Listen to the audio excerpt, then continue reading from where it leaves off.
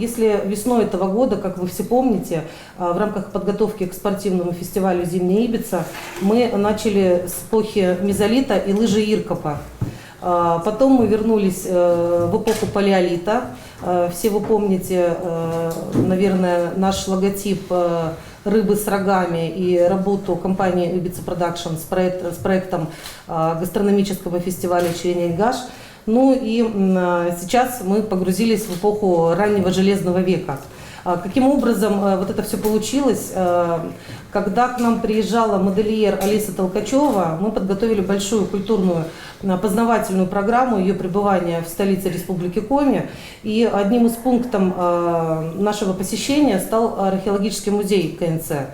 Мы с удовольствием посмотрели экспозицию, увидели там очень много интересного, и нас, конечно же, почему-то заинтересовало, как раз вот заинтересовал памятник ананьевского периода, это бронзовый диск. Иначе ученые называют его бронзовое зеркало. У нашего зеркала отпилена ручка.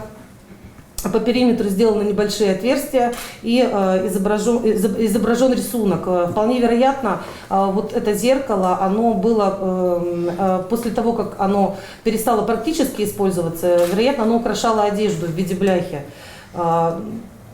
Вполне вероятно, потом ученые нас поправят, что это зеркало к нам прибыло из Греции, и датировка его 5-3 века до нашей эры. Этот артефакт обнаружен археологом Игорем Арестовичем Васкулом, он с нами здесь, в ходе раскопок Шаховского могильника в 1993 году недалеко от деревни Гарево Уссыльмского района. Нас очень заинтересовала культурологическая история этого предмета и необычные рисунки, которые изображены на этом зеркале. Поэтому мы обратились за консультацией в первую очередь к ученым, к Игорю Арестовичу, а трактовку этого зеркала впервые, собственно, в истории этого древнего предмета уникального нам дал Павел Федорович Лимеров. Если вот кратко про памятник, который называется Шаховской могильник, это, в общем-то, явление своего рода уникальное на крайнем севере европейской части Российской Федерации, потому что другого такого нет. За все годы раскопок мы работали там в 6 сезонов, изучено 50 могил. Они образуют два таких хронологических пласта, и вот эта находка, которая стала символом вот пятой Ибицы, она происходит из ранней группы погребений, так называемого ананинского времени, 5-3, ну конца 6-5-3 веков до нашей эры.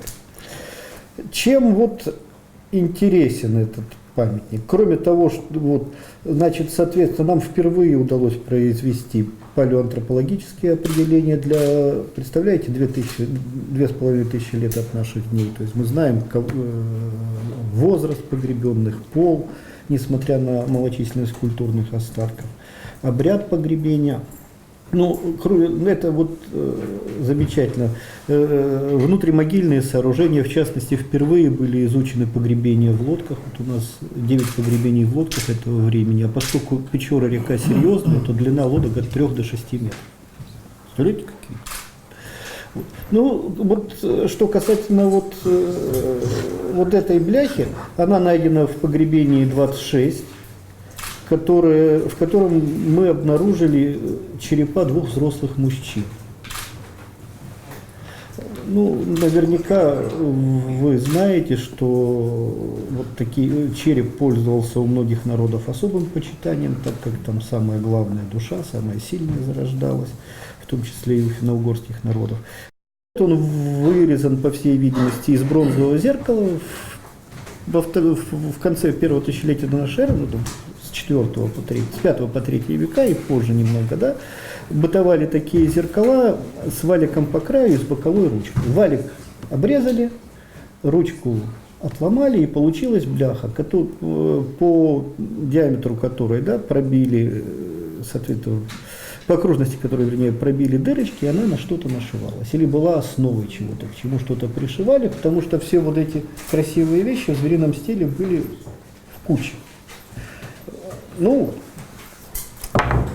вопрос в том, использовалось ли это зеркало В жизни достаточно сложен, но мы можем совершенно четко говорить, что вот подобные предметы были приняты в культуру местного населения, потому что вот мы имеем там обломки нескольких зеркал, да, там, еще на одном изображении медведя выгравировано, и использовались, по крайней мере, в культурных целях. На мой взгляд, просто это зеркало обозначает, символизирует, вернее, социальный какой-то космос относительно структуры, социальный статус, вернее, общества относительно структуры космоса. Центральная фигура, здесь медведь, как бы такой медведь-человек, он стоит тоже на таком существе, которое тоже похоже на медведя. В общем-то, всегда вот эта центральная фигура, она обозначает вертикаль космическую. Почему медведь обычно, как правило, вот эта вот верхняя часть, верхняя часть космоса, она обычно изображается символом птицы, но здесь медведь. Потому что очевидно, что мы здесь имеем рода медведя, и здесь главенствует миф о небесном происхождении этого медведя. Такие мифы сохранились в обществах угорских народов, хантов, манси, и у Коми тоже фиксируется в фольклоре такой вот текст, когда медведь был рожден на верхнем небе и был спущен вниз за какую-то провинность. Результатом вот таких консультаций, обращений за консультацией в Коми научный центр сегодня станет подписание соглашения между компанией Ибица Продакшн и Институтом языка и литературы и истории Коми НЦ УРУРАМ. Соглашение направлено на пропаганду и использование культурного наследия коренного населения Республики Коми. Мы впервые подписываем такое соглашение, и мы уверены, что поскольку рамки науки, они неисчерпаемы, и все, что когда-то было найдено, оно имеет невероятную актуальность. Сейчас, я думаю, что наше сотрудничество в дальнейшем будет плодотворным, потому что у нас есть еще несколько вопросов к ученым. Есть ряд интересных мест в Республике Коми, которые могут вызвать не то что общественный резонанс, да, но хотя бы люди, которые живут у нас в регионе, будут знать о том, что у нас есть такие уникальные места. Это малоизвестные места, по медийному говоря, не раскрученные абсолютно, но невероятно интересные. Вот у нас будут потом вопросы. Я думаю, что может быть обращение вот к тем направлениям, оно вырастет тоже в какой-нибудь проект, а может быть это будет новый проект совместный с министром национальной политики. Да, Галина Ивановна? Вот. Сейчас мы должны...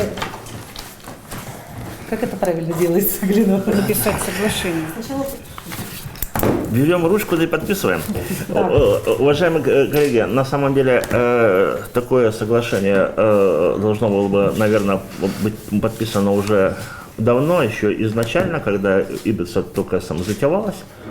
Вот потому что развлечение для развлечения это хорошо, но оно проходит и ничего, в общем, потом в памяти не остается, кроме разве что удовольствия. Для нас, ученых, исследователей истории и культуры Республики Коми, очень важно, что каждый раз Ибица несет какую-то историко-культурную составляющую. Это было изначально заложено в этом проекте, и с каждым годом мы с удовольствием видим, что вот этот вот наш национальный культурный аспект, он занимает все больше и большее место. Вот, причем это так достаточно органично вписывается в сам фестиваль, так сказать, не надуманно, не натужно, а достаточно легко и изящно. Поэтому наш Институт языка, литературы и истории с большим удовольствием этот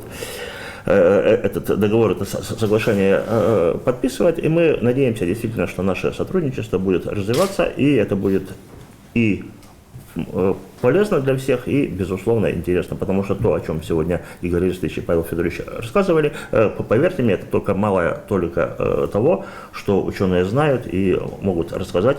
И, в общем, на каждый ваш вопрос у нас будет много разных и даже временами противоположных ответов, чем ученые и интересны. Там, где два ученых, там всегда сам три мнения.